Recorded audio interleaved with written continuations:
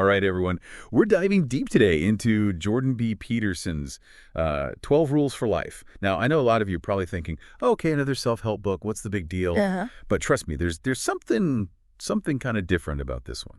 It's got lobsters. It's got cleaning your room. It's got ancient mythology. So, Yeah. so to help us unpack all of this, we have an expert on, well, pretty much everything Peterson. Oh, not everything, but I've spent some time with Peterson's work, that's for sure. And yeah, he doesn't shy away from the big questions, you know? I mean, he really digs into the human condition, the meaning of life, all of that. And uses some pretty unusual examples to get his Yeah. points across. I mean, I'm particularly intrigued by this whole lobster hierarchy thing. Like how does that even relate to living a better life? Well, that's Peterson for you. He loves to draw parallels between the natural world and human behavior. Okay, so let's start with rule #1 then. What's the deal with this whole stand up straight with your shoulders back thing? Is he just telling us to like have good posture? It's more than just posture, though that is part of it. He actually starts by taking us back to the 1920s. Yeah. There was this zoologist, Schilderder Ebbe, I think his name was, and he was studying chickens, and he noticed this hierarchy among them. The strongest birds would peck the weaker ones, and they'd get the best food, the best mates, and that's actually where the term pecking order comes from. So the barnyard was like the original corporate ladder. Yeah, you could say that. But what do lobsters have to do with any of this? Well, just like chickens, lobsters, even in captivity, they have this strict hierarchy. And here's the fascinating part. Scientists have actually found that their biology changes based on whether they win or lose fights. Wait, really? Yet winning lobsters have higher serotonin levels, which makes them bolder, more likely to win future fights. They literally grow bigger claws. Like their brains and their bodies actually change. So it's like this biological feedback loop where winning reinforces itself. Exactly. And Peterson suggests that humans aren't so different. Our confidence or lack thereof can become a self-fulfilling prophecy. Like if you go into a situation feeling defeated, your body language reflects that and other people pick up on it. But if you project confidence, even if you have to fake it at first, it can actually trigger those winning hormones in you. Okay, so there's actually some science behind those power poses people talk about. I'm starting to see why this book is so popular. All right, let's move on to rule #2, which seems a little counterintuitive. Treat yourself like someone you're responsible for helping. I thought self-love was all about like bubble baths and treating yourself, not being responsible. Right. That's a common misconception, I think. But Peterson is arguing that we often neglect ourselves while caring for others. We get so caught up in our to-do lists and work and family obligations that we forget our own needs. You know, he wants us to see ourselves as someone worthy of that same care and attention. So instead of treat yourself, it's more like take care of yourself. Exactly. And it's about, making choices that benefit you in the long run, even if they aren't always fun or easy. It's like the Eastern concept of yin and yang. You need a balance of light and dark. Yeah. Effort and rest, self-indulgence and self-discipline to achieve true well-being. Imagine treating yourself the way a loving parent would treat a child. Like you wouldn't let your kid eat candy for every meal, even if they begged for it. Right. You'd make sure they ate their vegetables, brushed their teeth, went to bed on time. Because you have their best interests at heart. So apply that same logic to yourself. Sometimes self-love means setting boundaries, making those tough choices that lead to long-term growth. Okay, that's a really good point. I never thought of it that way before. All right, let's move on to rule #3. Make friends with people who want the best for you. Yeah. This one seems pretty straightforward, but I'm guessing there's more to it than just like avoiding toxic people. Oh, absolutely. Peterson goes beyond just avoiding negative influences. He highlights how profoundly our closest relationships impact us. We all know how easy it is to pick up a friend's catchphrase or start using their favorite expressions, but Peterson argues that this influence goes much deeper. So like their habits and outlook rub off on you whether you realize it or not. Exactly. Their values, their ambitions, even their anxieties can subtly shape your own. Remember those dreaded group projects in school? Or at work even. You always had that one person who didn't pull their weight. and it brought the whole group down. Ugh, don't remind me. Well, Peterson argues that that's a microcosm of life. If you surround yourself with people who aren't striving to improve, who aren't aiming for something meaningful, their negativity can drag you down too. Choosing friends wisely means being intentional about who you allow into your inner circle. So it becomes about more than just shared interests or hobbies. You're actually looking for people who challenge you to grow and evolve. Yeah, think of it as an investment in your future self. Who do you want to become, and who will support and encourage that journey? Those are the people worth keeping close. That's a really powerful point, and I think it leads perfectly into rule #4, which is one I know a lot of people struggle with. Compare yourself to who you were yesterday, not to who someone else is today. Yeah, in the age of social media, this rule is more relevant than ever. It's so easy to fall into the comparison trap when you're constantly bombarded with everyone's highlight reels. You start to feel inadequate, question your own accomplishment. Yeah, it's like everyone else is on this glamorous vacation, and you're stuck at home doing laundry. Right. It can be really demoralizing. But Peterson reminds us that there's a big difference between healthy self-critique and toxic comparison. It's one thing to assess your own progress, identify areas for improvement, but it's another thing to constantly measure yourself against someone else's carefully curated online persona. He uses the analogy of a home inspector. Your job isn't to envy your neighbor's fancy facade. You need to focus on your own house, making sure that the foundation is solid, making those necessary repairs and upgrades. So instead of being distracted by someone else's like seemingly perfect life, you're celebrating your own unique journey and those little wins that mark your progress. Exactly. Acknowledge and celebrate those renovations, big and small. Some days you're tackling a major project, and some days you're simply repainting a wall. But it's all progress, and it's all part of making your house a place you're proud to call home. That's a great way to reframe the whole concept of success. Now, rule #5 is one that might resonate with the parents listening. Do not let your children do anything that makes you dislike them. I have to admit, this one sounds a little harsh at first glance. It does have a bit of shock value, doesn't it? But it gets to the heart of a fundamental parenting dilemma, I think. Everyone wants to raise good, well-adjusted kids. And every parent wants to be liked and adored by their children, but those two goals aren't always compatible. So how do you find that balance between being the fun parent and setting those necessary boundaries? Well, Peterson argues that sometimes you have to be the unfun parent, the one who enforces rules and consequences, even if it means your child is temporarily unhappy with you. It's about teaching them valuable lessons and preventing them from learning those lessons the hard way out in the world. Right. Those lessons can be a lot harsher coming from anyone but a loving parent. He emphasizes the importance of not giving in to whining or tantrums, because that rewards bad behavior, creates a vicious cycle. He also suggests avoiding rescuing your kids from every little mishap. Letting them struggle a bit builds resilience, problem-solving skills. Yeah, it's easy to want to shield them from every discomfort, but it's actually doing them a disservice in the long run. It's about equipping them with the tools they need to navigate the world, even when it's messy and unfair, and even if you're not a parent, this rule has something to offer. Think back to those times when you pushed boundaries, made mistakes, had to course correct. Oh, we've all been there. It makes you appreciate those unfun people who held you accountable, right? They were probably doing you a bigger favor than you realize at the time. Now, get ready for a thought-provoking one.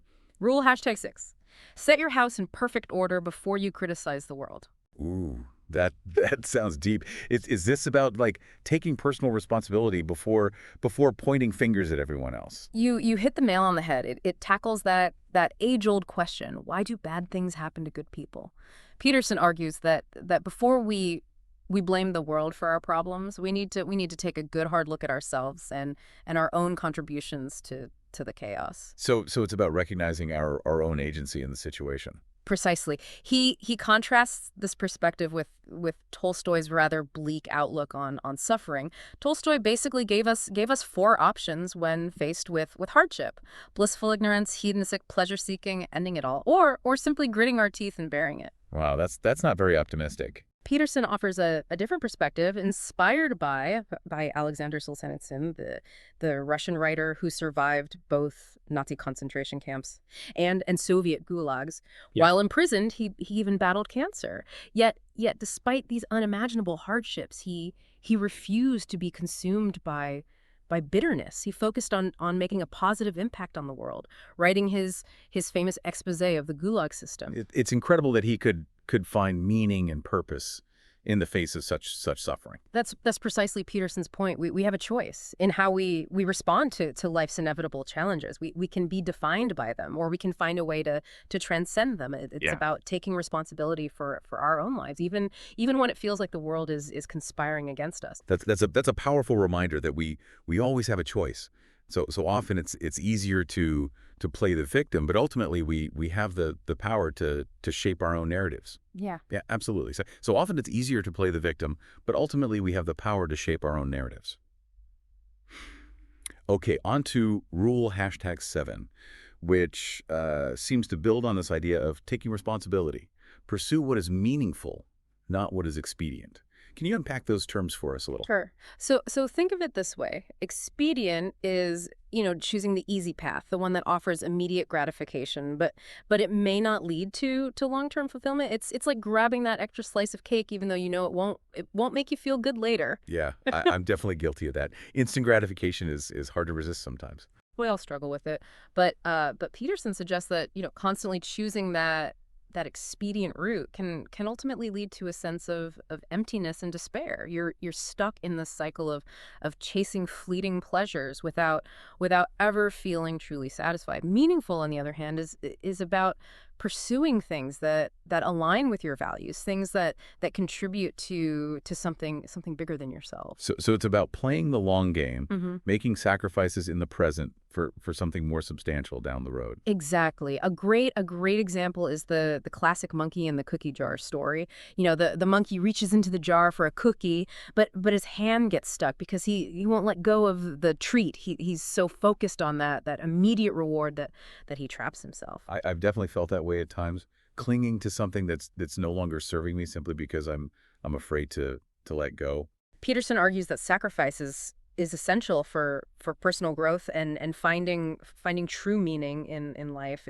It's not about deprivation, but about prioritizing what truly matters. He uses the beautiful analogy of the lotus flower, which emerges from the mud, but slowly rises above the murky water to blossom in the sunlight. That's a powerful image of transformation and resilience. It represents our own potential to rise above challenging circumstances and create something beautiful and meaningful out of the messiness of life. I love that analogy. Okay, rule #8 is one that requires some serious introspection. Tell the truth, or at least don't lie. This seems straightforward, but I have a feeling there's more to it than simply being honest with others. You're right. This rule is about confronting those little lies we tell ourselves, the justifications, the excuses, the "I'll start tomorrow" pronouncements. Peterson refers to these as life lies, a concept he borrows from Alfred Adler. Yeah, those can be the most insidious lies because they prevent us from seeing ourselves and our situations clearly. Exactly. We convince ourselves we want things that aren't actually good for us, or that we're further along than we really are. The first step is brutal honesty, identifying those areas where you're not being truthful with yourself. And then of course comes the hard part, changing those behaviors and aligning your actions with your words. It's about taking radical responsibility for your choices and actions. No more excuses, no more self-deception. It's a challenging but ultimately liberating way to live. I can see how that would lead to more genuine connections with yourself and with others. Okay, rule #9 feels especially relevant in today's world of constant online bickering. Assume that the person you are listening to might know something you don't. This rule speaks to the lost art of conversation. We're so quick to judge, to dismiss opposing viewpoints, to jump into the fray with our own opinions before we've truly listened to the other person has to say. Yeah, it's like everyone's just waiting for their turn to speak instead of genuinely engaging in a meaningful exchange of ideas. Peterson takes us back to the ancient Greeks who understood the value of respectful debate. They challenged each other's ideas without attacking each other personally. He offers a practical tip for improving your listening skills. Yeah. Before you offer your own perspective, summarize what you've heard to make sure you understand the other person's point. Yeah, that not only ensures that you're actually listening, but it also shows respect and creates space for genuine connection, even amidst disagreement. Precisely. It's about recognizing that everyone has something to teach us, even if we don't agree with them. Okay, on to rule #10, which I suspect many people will find reassuring in our increasingly chaotic world. Be precise in your speech. In a world of information overload, it's easy to feel overwhelmed and anxious. Things can feel chaotic and out of control when we don't have a clear understanding of what's going on. Peterson argues that precise language is the antidote to this sense of overwhelm.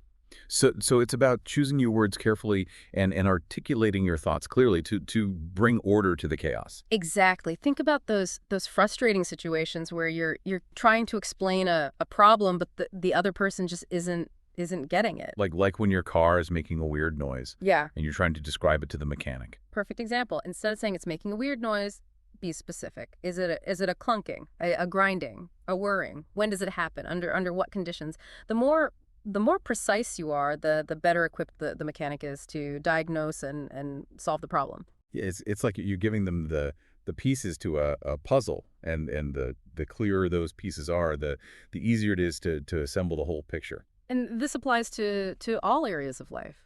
Precise language is crucial for communicating your needs in relationships, setting clear boundaries, advocating for yourself in professional settings.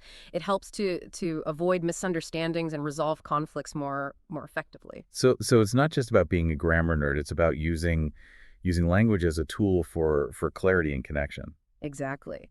Now, get ready for one of Peterson's most controversial rules. Rule #11, do not bother children when they are skateboarding. This one seems a bit out of left field. Is it a secret parenting tip? It's actually a metaphor. Peterson uses skateboarding to represent those aspects of human nature that are often seen as undesirable or even dangerous, but that actually have the potential for great good. So it's about recognizing the value in those traits Yeah. that society often tries to suppress. He witnessed this firsthand on his university campus when the city tried to ban skateboarding, citing safety concerns. Peterson, however, saw something different. He saw kids pushing their limits, expressing themselves, developing valuable skills like balance, coordination, risk assessment. It's like they were being punished for engaging in an activity that challenged them and brought them joy. Peterson argues that we often do this as a society. We try to fit everyone into neat little boxes and label anything outside those boxes as bad or wrong without considering the context or the individual. He uses this as a cautionary tale against demonizing entire groups of people based on the actions of a few. So it's about looking beyond the surface and recognizing the potential for good and even the most unexpected places. And it's about celebrating our differences and recognizing that those undesirable traits, when channeled appropriately, can be assets. Aggression, for example, can be destructive, but it can also be the driving force behind ambition and innovation. It's about finding that balance, that understanding that life isn't black and white. And now for our final rule, a deceptively simple one that holds a profound message. Pet a cat when you encounter one on the street. This one really throws me for a loop. Is he secretly a cat person? It's actually inspired by a deeply personal story. Peterson's daughter has battled severe arthritis since childhood, and he talks about how amidst the pain and uncertainty, he had to find ways to hold on to hope and experience moments of joy. And petting a cat, that simple act of connection became a symbol of finding light in the darkness. Exactly. It's about appreciating those small beautiful moments, even when life is hard. Yeah. Because it's so easy to get bogged down in the negativity and forget to appreciate the little things. It's a reminder to seek out those moments of grace and gratitude to allow ourselves to experience joy, no matter how fleeting. What a beautiful way to end our exploration of the 12 rules. We've covered a lot of ground today, from lobsters to home inspectors to skateboarding cats. There's certainly no shortage of thought-provoking ideas here. It's been a fascinating deep dive. Peterson's rules are ultimately about approaching life with intentionality, responsibility, and an open mind. So much wisdom packed into these 12 seemingly simple rules. What stands out to you as the biggest takeaway? For me, it's the emphasis on personal responsibility. Peterson reminds us that we have more agency than we often realize. We can choose how we respond to suffering. We can choose to grow and evolve, and we can choose to make a positive impact on the world. I love that. It's empowering, isn't it? It's not about blaming the world or waiting for someone else to fix things. It's about taking ownership of our lives and making conscious choices that align with our values.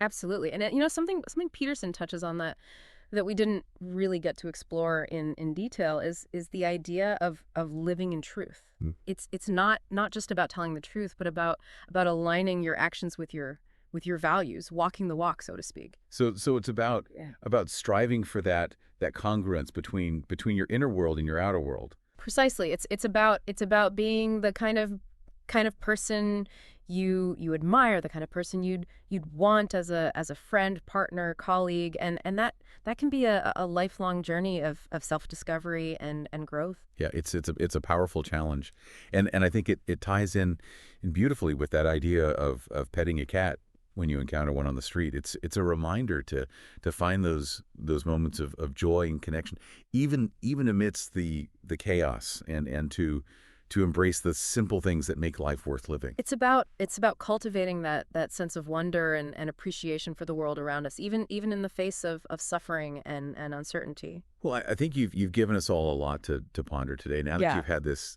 deep dive into 12 rules for life, which rule resonates most with you Yeah. personally, Yeah. and how might you put it into action in your own life? That's a great question. It's hard to choose just one, but I think the rule about assuming the person you're listening to might know something you don't, that one really stands out. It's such a simple yet profound reminder to approach every interaction with humility and a willingness to learn. Yeah, it's so easy to get caught up in our own heads and to assume we have all the answers. Exactly. So for me, putting this rule into practice means being more mindful in conversations, really listening to what others have to say, asking clarifying questions, and resisting the urge to jump in with my own opinions before I've fully grasped their perspective. What a wonderful reminder, and one that I think we could all benefit from embracing. I agree. There's always something new to learn, always a different perspective to consider. Well, I think that's a perfect note to end on. We've had an incredible deep dive into Jordan Peterson's 12 Rules for Life, and I hope you, our listener, have gleaned some valuable insights and inspiration for your own journey. Remember, these 12 rules are just a starting point. They're invitations to explore your own values, to challenge your assumptions, and to strive to become the best version of yourself. So keep asking questions, keep learning, keep growing, and keep those cats well petted. Until next time, happy diving.